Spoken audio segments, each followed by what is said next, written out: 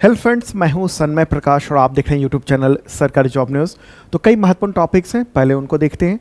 41 साल बाद अंतरिक्ष में भारतीय पहुंचे हैं, तो क्या कर रहे हैं वहां पर और कैसे पहुंचे हैं, सब कुछ डिटेल में बात करेंगे। यूनाइटेड नेशंस के सस्टेनेबल डेवलपमेंट गोल्स इंडेक्स 2025 में भारत की रैंकिंग क्या है और टॉप पोजीशन पर कौन कौन से देश हैं।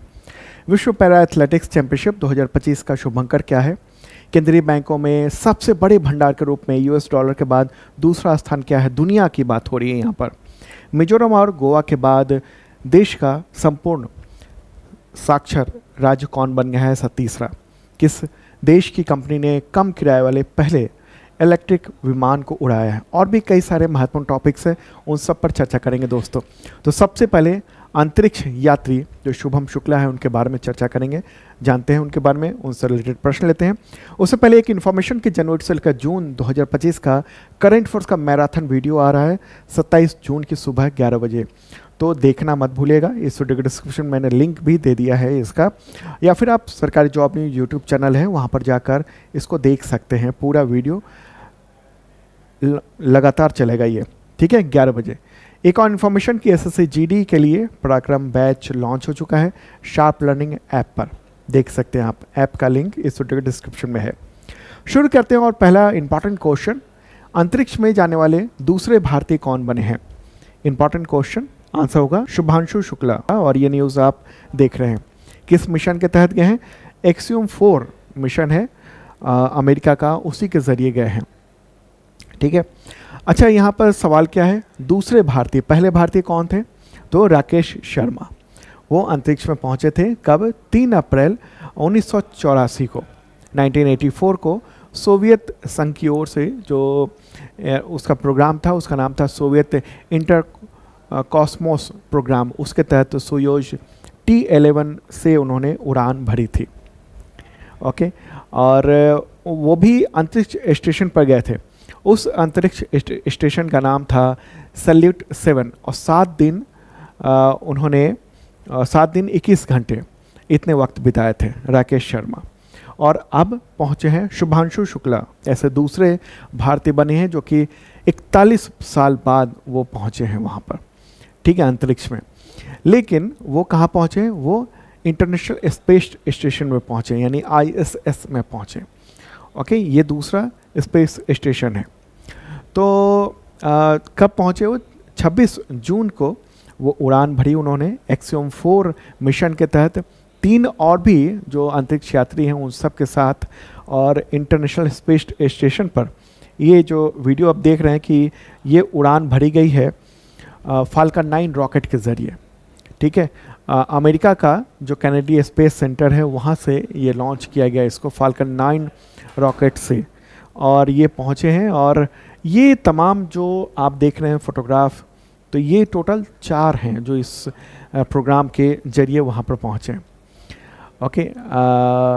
ये स्पेस क्राफ्ट जो है ना वो करीब कुछ घंटे बाद ही 26 जून को ही वो जुड़ गया ISS से, ठीक है। तो कौन कौन है, एक शुभांशु शुक्ला पायलट है, दूसरे हैं स्लावोस्ट उज्जस्की विंजिस्क्वी, ये मिशन विशेषज्ञ हैं और ये दूसरे देश से हैं, जैसे कि वो हैं पोलैंड से। फिर ये है पैगी विटसन और ये अमेरिका की हैं, और इनका नाम आप देख रहे हैं टिबोर कापू, ये हैं हंगरी से। तो ये सब पहुँचे हैं और शानदार ढंग से उन्होंने एक वीडियो भी ये नासा की ओर से जारी किया गया है, एक्सियम 4 की ओर से जारी किया गया। और शुभांशु शुक्ला बातचीत कर रहे हैं और उन्होंने वहाँ पहुँचते ही कहा कि व्हाट अ राइड, मेरे कंधे पर लगा तिरंगा बताता है कि मैं सभी के साथ हूँ। ये उनके ये शब्द थे, ठीक है। तो ये आप देख रहे हैं अंतरिक्ष स्टेशन पे। चलिए आगे बढ़ते हैं और अगला क्वेश्चन इसी से रिलेटेड है कि इंटरनेशनल स्पेस स्टेशन यानी ISS पर जाने वाले पहले भारतीय कौन है। आंसर होगा इसका भी शुभांशु शुक्ला, शुभांशु शुक्ला। तो ये कंफ्यूज मत होइएगा, देखिए अंतरिक्ष में जाने वाले दूसरे भारतीय हैं शुभांशु शुक्ला। पहले भारतीय अगर बात करेंगे तो वो हैं राकेश शर्मा।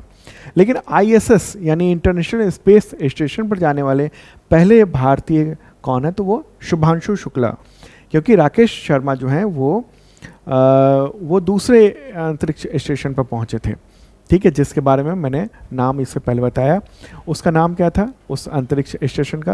राकेश शर्मा जो गए थे, तो वो जो सैल्यूट 7 नाम का अंतरिक्ष स्टेशन था जो कि सोवियत संघ का था, ठीक है। और ये ISS है, इंटरनेशनल स्पेस स्टेशन, जहाँ ये पहुँचे हैं। और वो जो स्टेशन है वो कई देशों का मिला जुला स्टेशन है, जिसमें अमेरिका, रूस और कई देश उसमें शामिल हैं, ठीक है। शुभांशु शुक्ला के बारे में भी जान लें। उनका जन्म हुआ था 1986 में उत्तर प्रदेश के लखनऊ में। अपनी पढ़ाई उन्होंने NDA से की, NDA में शामिल हुए स्कूल के बाद, और फिर उन्होंने एयरफोर्स ज्वाइन किया 2006 में। फाइटर जेट उड़ाने का अनुभव रखते हैं, पायलट हैं, और उन्हें इसरो के गगनयान मिशन के लिए भी चुना जा चुका है, जो कि भारत का पहला मानव अंतरिक्ष मिशन होने वाला है। तो अंतरिक्ष यात्री बनने के लिए उन्होंने बहुत कड़ी मेहनत की, ट्रेनिंग ली है रूस से और अमेरिका से, यानी रूस में फिर अमेरिका में उनको खास ट्रेनिंग दी गई। इस दौरान उन्होंने माइक्रो ग्रेविटी को लेकर काम करना, इमरजेंसी हैंडलिंग, बहुत सारे वैज्ञानिक प्रयोग कैसे किए जाते हैं, ये सब कुछ उन्होंने सीखा। और तब वो वहाँ पहुँचे हैं अंतरिक्ष स्टेशन पर। और अंतरिक्ष स्टेशन पर ये सब जो है ना वो पहुँच कर क्या कर रहे हैं, तो 14 दिनों की ये वहाँ पर रहेंगे, 7 तरह के प्रयोग करेंगे। इसमें ज़्यादातर जो है बायोलॉजिकल स्टडीज़ हैं, जैसे अंतरिक्ष में मानव स्वास्थ्य, जीवों पर जो क्या असर होता है वो देखना। इसके अलावा नासा के भी कई सारे प्रयोग हैं वो करेंगे। और लंबे समय तक अंतरिक्ष मिशन के लिए डेटा जुटाया जाएगा। इस मिशन के ज़रिए बहुत सारे जो डेटा आएंगे उससे गगनयान मिशन को मजबूती मिलेगी। गगनयान मिशन के लिए एक अनुभवी पायलट शुभांशु शुक्ला के तौर पर मौजूद रहेंगे, ठीक है। अब सवाल ये होगा कि इस मिशन के पर कितनी लागत आई है इनको जो वहाँ भेजा गया है उस पर। तो भारत ने अब तक इस पर 558 करोड़ रुपए खर्च किए हैं। इससे शुभांशु शुक्ला, उनके जो बैकअप ग्रुप है जैसे कैप्टन प्रशांत नायर, तो उनकी ट्रेनिंग वगैरह पर भी खर्च किया गया। ये रकम ट्रेनिंग, उपकरण, अंतर्राष्ट्रीय जो साझेदारी है वो सब है, और एक प्राइवेट मिशन के तहत ये पहुँचे। तो इनका मिशन, इनका जो अनुभव है ना वो गगनयान मिशन में बहुत काम आने वाला है, जो कि 2027 में प्लान्ड है। तो जब वो लौटेंगे पृथ्वी पर, उसके बाद फिर ये सारी जानकारियाँ, अनुभव ये इसरो को प्रदान किया जाएगा, ओके। और ये जो प्रोग्राम था ना वो क्या है, वो एक प्राइवेट मिशन है, एक्सियम 4, ठीक है। अमेरिका की एक स्पेस कंपनी है एक्सियम स्पेस, और नासा, इन दोनों ने कोलैबोरेशन किया। नासा तो गवर्नमेंट की है अमेरिका की, लेकिन एक कंपनी है एक्सियम स्पेस नाम की। तो उन दोनों का, नासा और एक्सियम स्पेस का कोलैबोरेशन है, और उसी के ज़रिए ये चौथा मिशन है। और इसके तहत नासा के कहने पर पूरी टीम भेजी जाती है, और पूरा कमर्शियल होता है, और खर्च उस देश को भी वहन करना पड़ता है, ठीक है। तो ये एक इम्पॉर्टेंट बात रही जो जाना आपने। चलिए आगे बढ़ते हैं, अगला क्वेश्चन लेते हैं। उससे पहले कुछ और इन्फॉर्मेशन आपको दे दूं कि समर सेल चल रहा है अभी, और इस वक्त छूट चल रही है तमाम कोर्सेज़ में, तो ज्वाइन कर सकते हैं आप शार्प लर्निंग ऐप पर। प्राइस जो है आधे से भी कम हो चुके हैं। शार्प लर्निंग ऐप आपको गूगल प्ले पर मिल जाएगा, और इसके तहत कई सारे कोर्सेज हैं। जैसे अगर करंट अफेयर्स की तैयारी करना चाहते हो तो ISPCS मेंबरशिप है, और इसके अलावा बेसिक मेंबरशिप है जो कि SSC, टीचर, रेलवे, इन सब के लेवल का है। और इसमें पिछले 2 सालों के कंटेंट मिल जाएंगे आपको। अगले 1 साल तक 365 दिनों तक अपडेट मिलता रहेगा। PDF, वीडियो, टेस्ट और संबंधित एग्जामिनेशन टेस्ट सीरीज भी मिलेंगे आपको। इसके अलावा जैसे मैंने पहले बताया कि SSC GD 2026 के लिए पराक्रम बैच शुरू हो चुका है। तैयारी अभी से होनी चाहिए अगर आप GD की तैयारी कर रहे हैं तो। CGL के लिए हम लोगों ने VOD बैच यानी रिकॉर्डेड बैच लॉन्च किया हुआ है, क्योंकि वक्त बहुत कम है और प्राइस बहुत ही कम रखा गया क्योंकि अभी ऑफर चल रहा है। 71st BPSC के लिए फाउंडेशन बैच 4 है, क्योंकि उसके फॉर्म लगभग लोगों ने भर लिए होंगे, तो इसकी तैयारी बहुत ज़रूरी है क्योंकि एग्जामिनेशन बस अब नज़दीक आ चुका है, ओके। इसके अलावा यूपी पेट और भी कई सारे बैचेज चल रहे हैं शार्प लर्निंग ऐप पर। अगला क्वेश्चन लेते हैं। संयुक्त राष्ट्र के सतत विकास लक्ष्य यानी SDG यानी सस्टेनेबल डेवलपमेंट गोल जो इंडेक्स है यानी सूचकांक है 2025 का, तो उसमें भारत की रैंक क्या है आंसर होगा 99। और ऐसा पहली बार हुआ है जब अंडर 100 में भारत की रैंक आई है, और ये द हिंदू में न्यूज़ आप क्लिपिंग देख रहे हैं। India breaks into top 100 of SDG index for the first time. Okay, तो एक इम्पॉर्टेंट रिपोर्ट है। रिपोर्ट का नाम क्या है? तो सस्टेनेबल डेवलपमेंट रिपोर्ट 2025, और उसी में ये इंडेक्स है। किसने जारी किया है इसको? तो United nation sustainable development solution network ने जारी किया है। और इसमें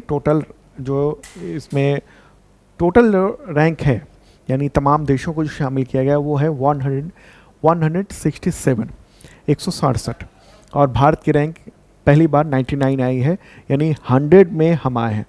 और इससे पहले 2024 की अगर बात करेंगे तो 109 रैंक थी भारत की।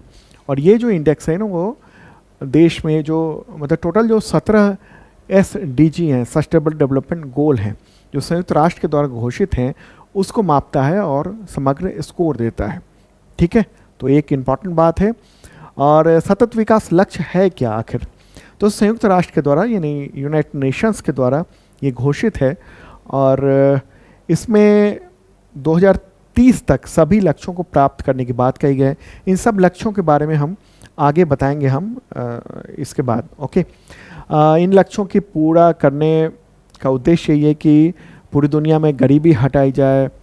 ओके, इसके अलावा जो पृथ्वी की रक्षा करना, सभी लोगों के लिए शांति, समृद्धि, ये सब चीज़ें हो सके, ये है पूरा इसका जो है ना वो प्लान है। ओके, तो अगर हम देखेंगे इसके जो 17 लक्ष्य क्या हैं, कौन कौन से लक्ष्य हैं, उन सब की चर्चा कर लेते हैं एक बार। तो देखिए, पहला लक्ष्य क्या है? वो है नो पॉवर्टी, यानी गरीबी को समाप्त करना। दूसरा लक्ष्य है भूखमरी को समाप्त करना, यानी ज़ीरो हंगर। तीसरा लक्ष्य है अच्छा स्वास्थ्य और कल्याण, यानी good health and well being.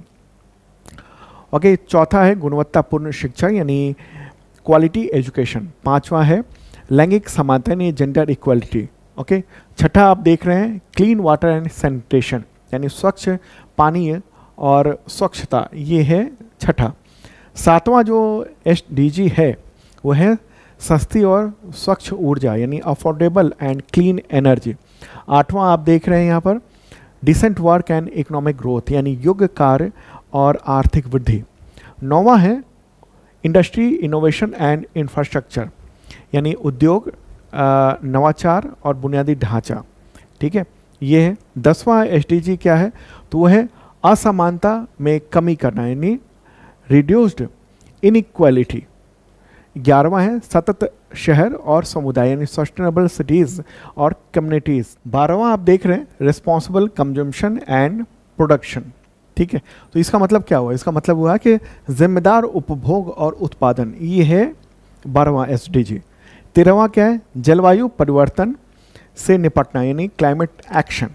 फिर 14वां है समुद्री जीवन का संरक्षण, यानी लाइफ बिलो वाटर जो है उसको भी हमें संरक्षित रखना है। 15वां है स्थलीय पारिस्थितिकीय तंत्र का संरक्षण, यानी लाइफ ऑन लैंड, वहाँ भी हमें ध्यान रखना है। 16वां क्या है? वो है शांति, न्याय और सशक्त संस्थान, यानी peace, justice and strong institutions. और 17वां है, ये क्या है? 17वां लक्ष्य प्राप्त करने के लिए वैश्विक साझेदारी, यानी पार्टनरशिप्स फॉर द गोल्स। ये पूरा ना सस्टेनेबल डेवलपमेंट गोल्स है। कई बार एग्जामिनेशन में इस एसडीजी को लेकर सवाल आए हैं कि यूनाइटेड नेशंस को जो एसडीजी है वो इनमें से क्या है। 3-4 ऑप्शन दे दिए जाएंगे कि इनमें से क्या है, तो कई सारे रहेंगे, तो उसमें से आपको ये तो 17 आपको ध्यान में रखना चाहिए, क्योंकि बहुत सारी सरकार की ओर से भी एसडीजी को लेकर रैंकिंग जारी की जाती है। एसडीजी को लेकर ये तय किया जाता है क्योंकि 2030 तक इन सब के लक्ष्यों की प्राप्ति करना ये दुनिया का लक्ष्य तय हो चुका है। ठीक है, तो भारत अभी 99वां स्थान है इस को लेकर।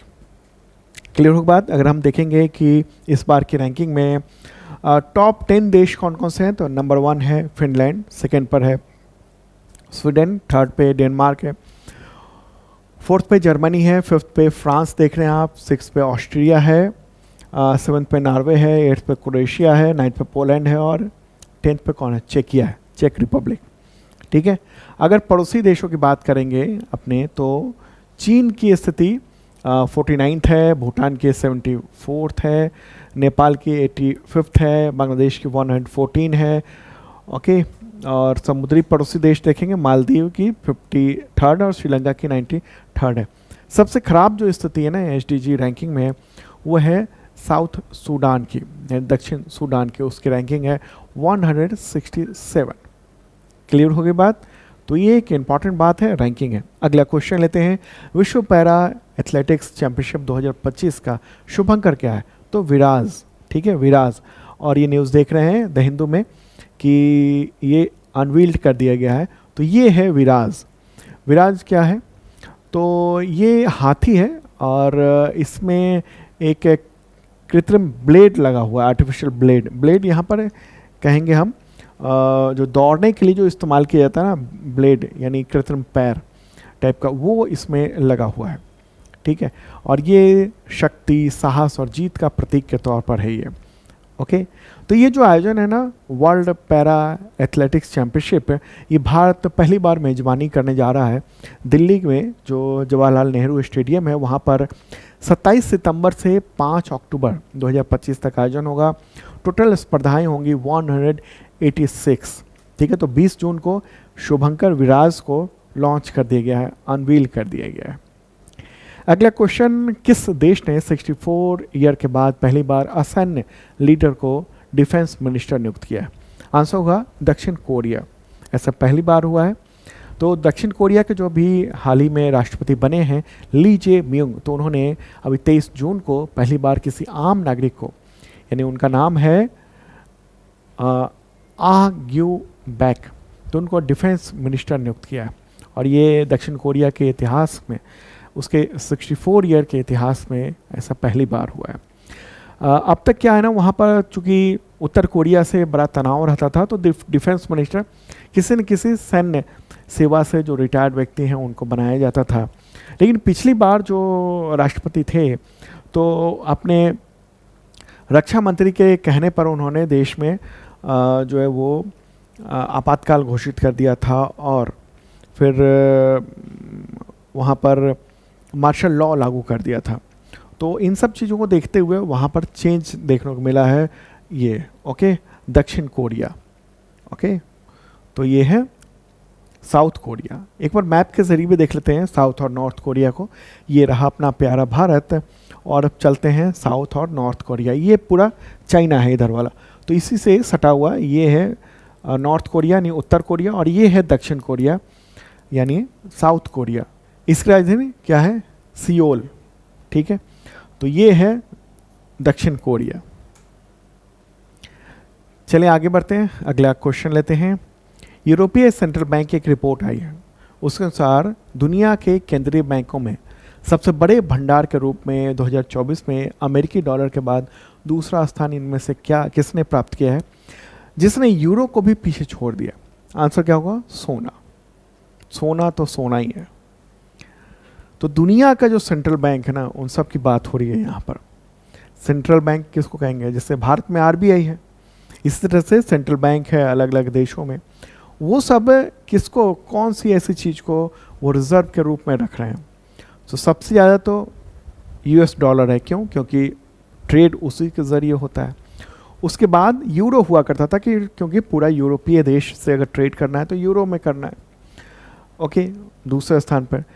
तीसरे स्थान पर सोना हुआ करता था। लेकिन अब जब से ये जो तनाव हुआ ना यूरोप और रूस के बीच में जो टेंशन हुआ है, उसके बाद फिर इधर जो पश्चिम एशिया में भी तनाव की स्थिति पिछले कुछ वक्त से जो देख रहे हैं, और अभी तो जो बहुत ज़्यादा बढ़ गया था हाल ही में ईरान की और इज़राइल के बीच में। पहले इज़राइल और हमास के बीच में चल रहा था, प्लस दूसरी तरफ आप अगर हम कहेंगे यहाँ पर इस जगह भी इज़राइल और इसके बीच में तनाव चल रहा था। ओके, तो ऐसे में क्या है ना, अंतर्राष्ट्रीय स्तर पर ये हुआ कि सोना पर हम मतलब उसको लेकर बहुत कम जोखिम है। तो ये यूरोपीय सेंट्रल बैंक ने ये रिपोर्ट जारी की है 11 जून को, और ये कहा है कि अब यूरो जो है ना वो तीसरे स्थान पर पहुंच गया है। ओके, तो ये है मामला। सबसे ज़्यादा दुनिया के सेंट्रल बैंक में 47% अमेरिकी डॉलर है, यूएस डॉलर है। उसके बाद स्थान है सोना का 19% है, और उसके बाद फिर 16% यूरो है। तो ये है पूरा का पूरा दुनिया के अलग अलग केंद्रीय बैंकों में वो, क्योंकि सोना को बहुत सुरक्षित परिसंपत्ति के रूप में माना जाता है, और आर्थिक प्रभाव जब होता है तो सोना को बेचकर और उसका इस्तेमाल करके व्यापार किया जा सकता है। जैसे कई सारी चीज़ें हुई हैं अभी इस दौरान, जो कि आप देखिए कि मुद्रा पर प्रतिबंध भी लगा। जैसे रूस ने जब यूक्रेन पर हमला कर दिया, उसके बाद क्या हुआ, उसके बाद फिर जो हमले के बाद अमेरिका और बहुत सारे यूरोपीय देशों ने क्या किया कि डॉलर पर प्रतिबंध लगा दिया, डॉलर का इस्तेमाल नहीं कर सकता है, यूरो का इस्तेमाल नहीं कर सकता है रूस।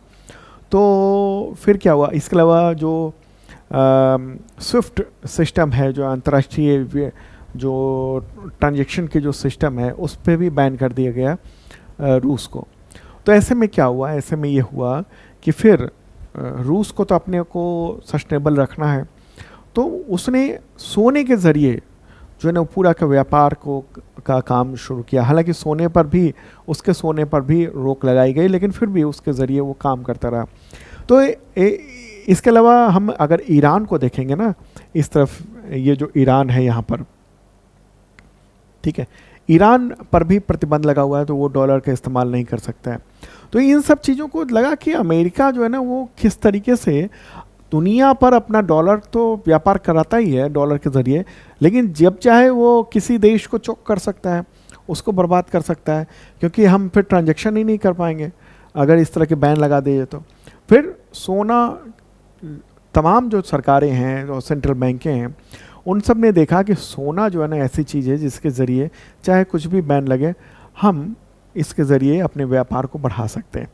तो फिर तमाम सेंट्रल बैंक, चाहे यूरोप के हो, भारत के हो, चाइना के हो, तो सब ने सोने को ज़्यादा से ज़्यादा रखना शुरू कर दिया।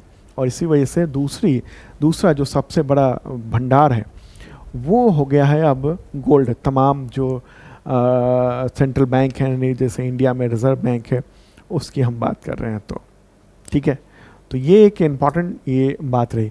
अगर हम देखें कि अभी इस वक्त एक और रिपोर्ट आई है उसमें कि क्या है 2025 में जो गोल्ड रिज़र्व है टॉप 10 कंट्री में, वहाँ कितने हैं।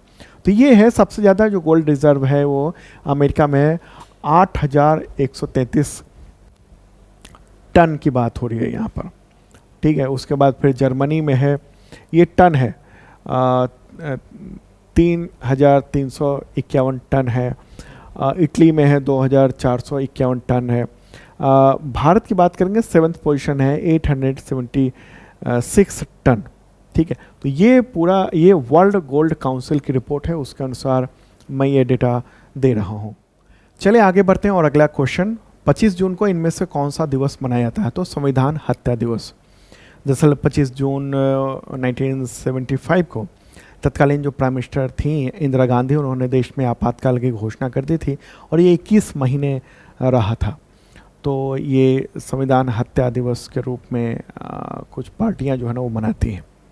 अगला क्वेश्चन, मिजोरम और गोवा के बाद देश का तीसरा पूर्ण साक्षर राज्य कौन बन गया है। तो वो है त्रिपुरा। तो केंद्रीय शिक्षा मंत्रालय ने इसके बारे में ऐलान कर दिया है। एक प्रोग्राम भी चलता है ULLAS, ठीक है, यानी नव भारत साक्षर कार्यक्रम है। तो उसके तहत पूर्ण साक्षर का दर्जा दे दिया गया है। द हिंदू में आप ही न्यूज़ भी देख रहे हैं, after Mizoram and Goa Tripura declare third fully literate state in country, literate, okay. तो ये एक इम्पॉर्टेंट बात है। तो वहाँ पर वहाँ की सरकार के द्वारा जो अभियान चलाएगा, तो उसकी वजह से ये फ़र्क देखने को मिला है। एक और मैप के ज़रिए भी त्रिपुरा को देख लेते हैं। प्यारा भारत है, और इधर का आप देख रहे हैं ये नॉर्थ ईस्ट का हिस्सा है। और अगर हम त्रिपुरा के देखेंगे तो ये वाला जो हिस्सा है ना यहाँ पर, ये है त्रिपुरा, ठीक है। त्रिपुरा के मुख्यमंत्री कौन है? मणिक साहा। तो उन्होंने भी ये कहा है कि मिजोरम और गोवा के बाद अब त्रिपुरा तीसरा पूर्ण साक्षर राज्य हो गया है, ठीक है। तो एक इम्पॉर्टेंट बात रही। अच्छा, शिक्षा मंत्रालय ने ये तय किया हुआ है, यानी देश ने, कि भारत को पूर्ण साक्षर बना दिया जाए 2030 तक। 2030 तक करने का लक्ष्य ये है। त्रिपुरा ने अभी कर लिया है, त्रिपुरा ऐसा तीसरा राज्य हो गया है। त्रिपुरा की राजधानी क्या है? अगरतला। चीफ मिनिस्टर हैं मणिक साहा, राज्यपाल हैं नल्लू इंद्रसेना रेड्डी। अगला क्वेश्चन, अंतर्राष्ट्रीय विधवा दिवस कब मनाया जाता है? तो है 23 जून को मनाया जाता है। संयुक्त राष्ट्र महासभा ने इसको 2011 में ही मान्यता दी थी, जो विधवाओं के साथ जो भेदभाव होता है उसको खत्म करने के लिए। अगला क्वेश्चन, दिलीप दोषी का निधन हो गया 23 जून 2025 को, तो किस खेल से जुड़े थे? इंपॉर्टेंट वो खिलाड़ी रह चुके थे। आंसर का क्रिकेट। ठीक है, 77 ईयर के थे, बाएं हाथ के स्पिनर थे दिलीप दोषी। तो लंदन में उनका हार्ट अटैक की वजह से डेथ हो गई है। अगला क्वेश्चन, अंतर्राष्ट्रीय नाविक दिवस कब मनाया जाता है? तो 25 जून को मनाया जाता है। अगला क्वेश्चन, किस देश की कंपनी बीटा टेक्नोलॉजीज ने जून 2025 में कम किराए वाला पहला इलेक्ट्रिक विमान उड़ाया है? आंसर का यूएसए। इसको कमर्शियल तौर पर उड़ाने का प्लान है अभी। ठीक है, तो ये अमेरिका में ये किया गया और ये देख रहे हैं आप कि 130 kilometre in 30 minute for just 700। 30 नहीं है, आगे खबर में ही 35 भी लिखा हुआ है, तो 30 से 35 मिनट के बीच में। ठीक है, तो ये है। और बीटा टेक्नोलॉजीज का आलिया CX-300 ये विमान है और सफलतापूर्वक इसने उड़ान भरी, इलेक्ट्रिक है और ये शोर बहुत कम करता है, ये ख़ास बात है ये है। ठीक है, तो जल्द ही इसको अनुमति मिल जाएगी पूरी तरीके से कमर्शियल उड़ान भरने के लिए। ठीक है, तो एक इम्पॉर्टेंट ये बात रही। चले आगे बढ़ते हैं। नशीली दवाओं के दुरुपयोग और अवैध तस्करी के खिलाफ अंतर्राष्ट्रीय दिवस कब मनाया जाता है? तो 26 जून को मनाया जाता है। संयुक्त राष्ट्र ने ये दिवस घोषित किया हुआ है। ओके, ये घोषित किया गया था 1987 में ही, नशीली दवाओं के खिलाफ और तस्करी के खिलाफ अभियान। तो दोस्तों ये था इंपॉर्टेंट करंट अफेयर्स और 27 जून को 11 बजे जरूर देखिएगा मैराथन करंट अफेयर्स। और अभी ऑफर भी चल रहा है, शार्प लर्निंग ऐप पर जाकर तमाम कोर्स में लाभ उठा सकते हैं। Okay, bye.